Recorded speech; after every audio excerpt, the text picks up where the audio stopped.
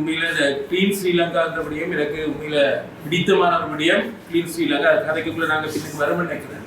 இந்த கிளீன் ஸ்ரீலங்காவில் உண்மையில இந்த குப்பை குளங்களை அகற்றுறது, மயானங்களை துப்புரவு எடுக்கிறது, அப்படி இப்படி பொது சந்தைகளை சுகாதாரமாக வச்சிருக்கிறது எல்லாம் நல்ல விடயம். அதையும் விட முக்கியமான விடயம் எங்களோட விடிய காலத்துக்குள்ள வரும்போது கதைக்கலாம்னு நினைக்கின்றேன்.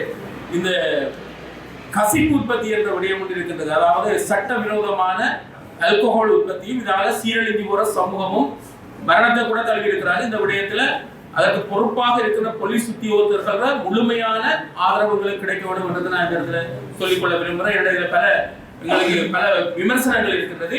அந்த விடயத்துக்கு போக சொல்ல கிளீன் ஸ்ரீலங்கா பவுனதீவிலையும் முறையாக நடைமுறைப்படுத்தப்பட வேண்டும். அந்த முறையாக நடைமுறைப்படுத்துற விடயத்துல சட்டவிரோதமான செயல்பாடுகள் தவிர்க்கப்பட வேண்டும். அந்த எங்களை பொறுத்தவரை ஊழல், மோசடி, லஞ்சம் கடந்த காலத்துல நடந்திருக்கலாம்.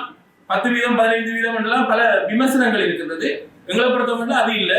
நான் இந்த அரசாங்கத்துல சில விஷயங்களை உடன்பாட்டோட இருக்கிறது காரணம் இந்த கிளீன் ஸ்ரீலங்கா சுத்தமான ஒரு இலங்கையை உருவாக்குறது, அப்ப சுத்தமான ஒரு பிரதேச சபையை உருவாக்கணும் என்ற விடயம் இருக்கின்றது.